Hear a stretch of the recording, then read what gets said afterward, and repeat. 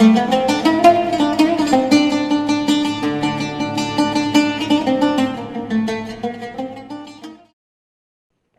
Aleyküm ve Rahmetullahi ve Berekatuh. Kıymetli din kardeşlerimiz.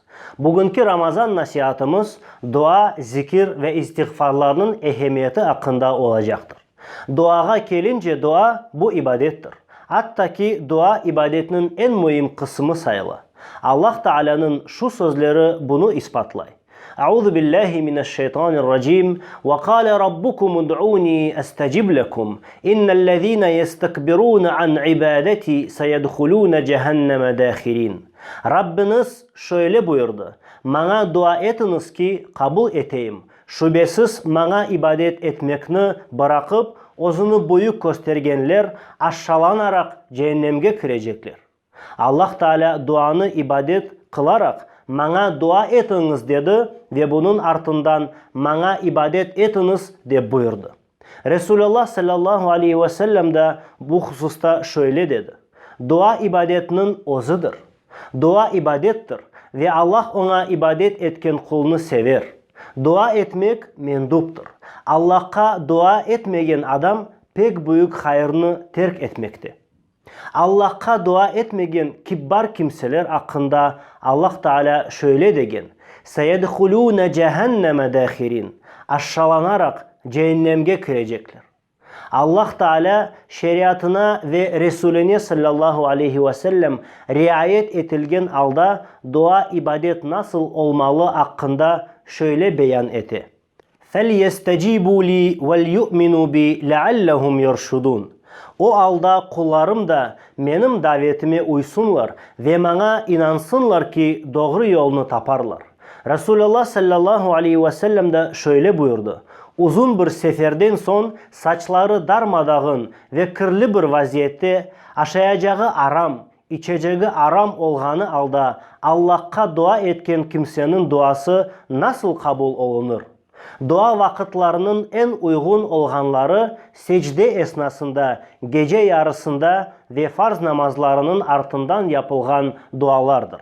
Müslim Ebu Hureyre'den Resulullah sallallahu aleyhi ve sellem'in şöyle buyurganını rivayet etti.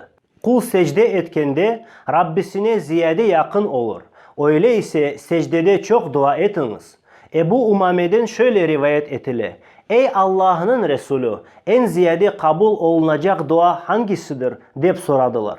Gecenin sonunda yapılgan dua ve farz namazları ardından yapılgan dualardır deyip cevap verdi. Bundan da gayrı Ramazan ayında yapılgan dualar da büyük mükafatlarga maliktir. Et-Tirmizi'nin Hasan hadisidir degen bir rivayetinde Resulullah'ın sallallahu aleyhi ve sellem şu sözleri getirildi.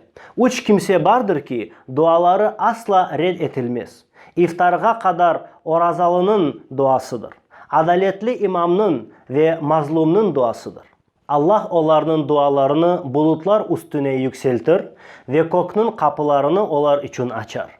Aziz ve yüce Allah, izzetim ve şerefim ile yemin etem ki belli bir müddet geçse bile ben sana mutlaka yardım edeceğim diye buyurur. Şüphesiz ki duanın ibadet olması neticelerge getirgen işlerden vazgeçmek anlamına gelmiyor. Resulullah'ın sallallahu aleyhi ve sellem ayatı bunu açık beyan etmektedir. Misal olarak Resulullah sallallahu aleyhi ve sellem ordunu donatkanda cenkке her bir askerini şahsen özü hazırlay edi. Tek şundan son Resulullah sallallahu aleyhi ve sellem karargahına girerek galebe için Allah'a dua eti. O duasını devamlı uzatkan son Ebu Bekir ona bu kadar sana yeter artık ya Resulullah dedi.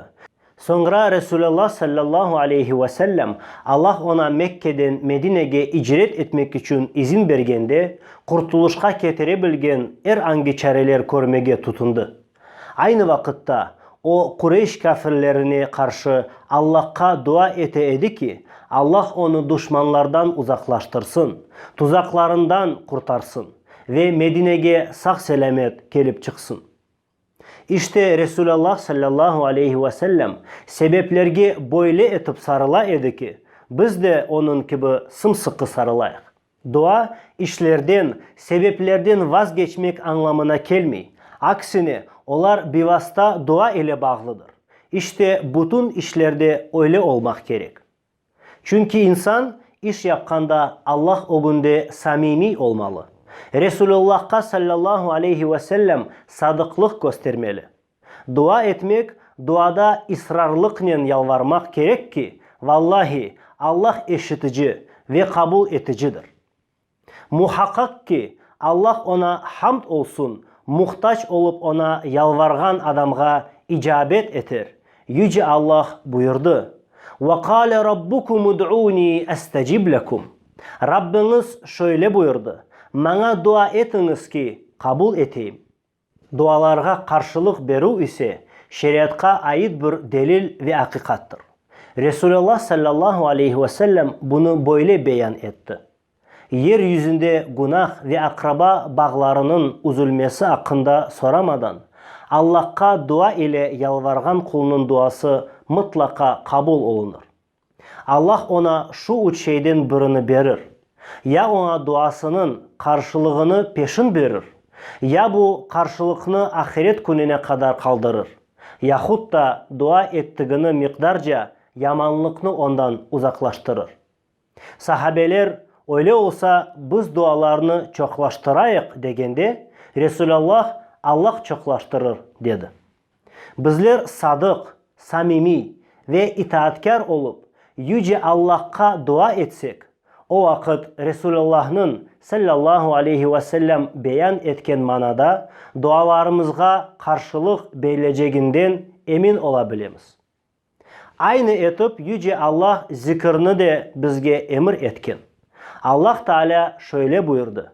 فَذْكُرُونِي اَذْكُرْكُمْ O halda siz beni zikir etiniz ki ben de sizni zikir eteyim.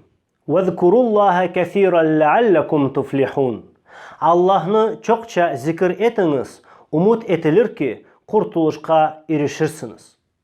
Ebu Hureyre'den bir hadisinde Resulullah sallallahu aleyhi ve sellem şöyle buyurganı rivayet etili. Allah Teala dey ki, kulum hakkımda nasıl düşüngen olsa men öylem. O beni zikir etkence men de onunla beraberim. Eğer o beni içinden ansa men de onu içimden anarım. O beni bir cemaat içinde ansa men de onu onunkinden daha ziyade hayırlı cemaat içinde anarım.